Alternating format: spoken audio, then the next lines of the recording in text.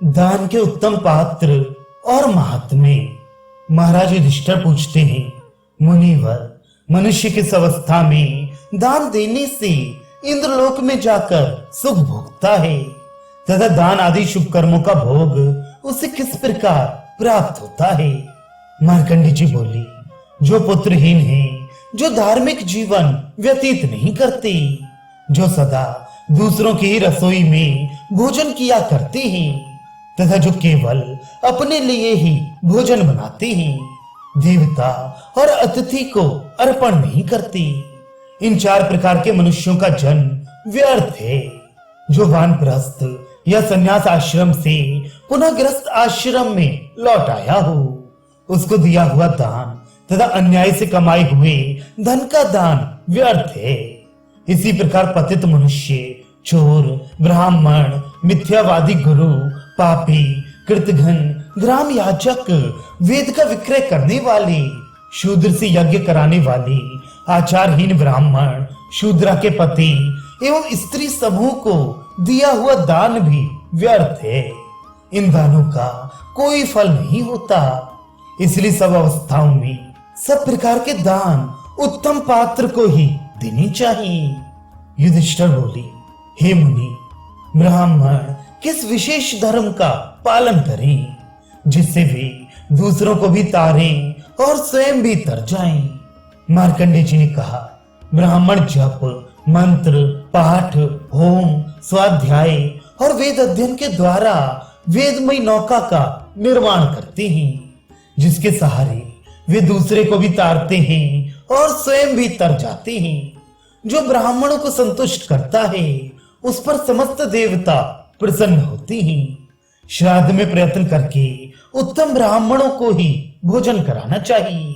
जिनके शरीर का रंग घृणा उत्पन्न करता हो, जिनके नख गंदे रहते हैं, जो कोढ़ी और कपटी हो, पिता की जीवित अवस्था में जो माता के व्यभिचार से उत्पन्न हुए हों, अथवा जिनका जन्म विधवा माता के गर्भ से हुआ हो और जो पीठ पर तरकस बांधे क्षत्रिय वृत्ति से जीविका चलाती हूँ, ऐसे ब्राह्मणों को श्राद्ध में यत्न पूर्वक त्याग दे, क्योंकि उनको जमाने से श्राद्ध निंदित हो जाता है और निंदित श्राद्ध यजमान को उसी प्रकार नष्ट कर देता है जैसे अग्नि काष्ठ को जला देती है। किंतु हे राजन, अंधे, गूंगे, बहरे आदि जिनको शास्त्र में वर्जित बतलाया है, उनको वेद पारंगत ब्राह्मण के साथ श्राद्ध में निमंत्रण दे सकते हैं। युधिष्ठिर, अब मैं तुम्हें ये बताता हूँ कि कैसे व्यक्ति को दान देना चाहिए। जो संपूर्ण शास्त्रों का विद्वान हो और अपने को तथा दाता को तारने की शक्ति रखता हो, ऐसे ब्राह्मण को दान देना चाहिए। अतिथियों को भोजन देने का भी बहुत बड़ा महत्व है। उन्हें भोजन कराने से अग्निदेव जितने संतुष्ट होते हैं, उतना संतोष उन्हें भविष्य का हवन करने और फूल एवं चंदन चढ़ाने से भी नहीं होता है। अतः तुम्हें अतिथियों को भोजन देते रहने का सदा ही प्रयत्न करना चाहिए। जो लोग दूर से आए हुए अतिथि को पैर धोने के लिए जल, उजाले के लिए दीपक, भोजन के लिए अन्न और रहने के लिए स्थान देते हैं, उन्हें कभी यमराज के पास नहीं जाना पड़ता। कपिला गौ का दान करने से मनुष्य निसंदेह सब पापों से मुक्त हो जाता है। अतः अच्छी तरह सजाई हुई कपिला गौ ब्राह्मण को दान करनी चाहिए। दान पात्र ब्राह्मण श्रोत्रिय हो, नित्य अग्निहोत्र करता हो, दरिद्रता के कारण जिन्हें स्त्री और पुत्रों के तिरस्कार सहने पड़ते हो तथा जिनसे अपना कोई उपकार ना होता हो, ऐसे लोगों को ही गौदान करनी चाहिए, धनवानों को नहीं। एक बात और ध्यान रखने की है, एक गौ एक ही ब्राह्मण को देनी चाहिए, बहुत से ब्राह्मणों को नहीं, क्योंकि एक ही गौ यदि बहुतों को दी गई तो वे उसे बेचकर उसकी कीमत बांट लेंगे। दान की हुई गौ यदि बेची जाएगी तो वे दाता की 3 पीढ़ी तक को हानि पहुंचाएगी। जो लोग कंधे पर जुआ उठाने में समर्थ बलवान बैल ब्राह्मण को दान करते हैं वे दुख और क्लेशों से मुक्त होकर स्वर्गलोक को जाते हैं। जो विद्वान ब्राह्मण को भूमि दान करते हैं उन दाताओं के पास सभी मनोवांछित भोग अपने आप पहुंच जाते हैं। अन्नदान का महत्व तो सबसे बढ़कर है।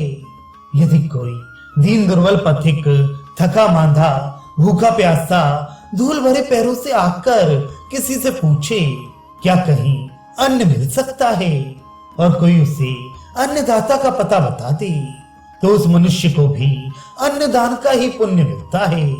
इसमें तनिक भी संदेह नहीं है। इसलिए युधिष्ठिर तुम अन्य प्रकार के दानों की अपेक्षा अन्नदान पर विशेष ध्यान दिया करो, क्योंकि इस जगत में अन्नदान के समान अद्भुत पुण्य और किसी दान का नहीं है। जो अपनी शक्ति के अनुसार ब्राह्मण को उत्तम अन्नदान करता है वह उस पुण्य के प्रभाव से प्रजापति लोक को प्राप्त होता है। वेदों में अन्न को प्रजापति कहा है।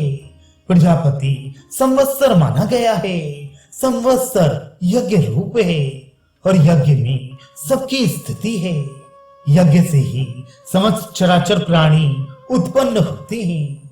इस प्रकार अन्न ही सब पदार्थों में श्रेष्ठ है। जो लोग अधिक पानी वाले तालाब या पोखरे खुदवाते हैं, बावली और कुएं बनवाते हैं, दूसरों के रहने के लिए धर्मशालाएं तैयार कराते हैं, अन्न का दान करते और मीठी वाणी बोलते हैं, उन्हें यमराज की बात भी सुननी नहीं पड़ती।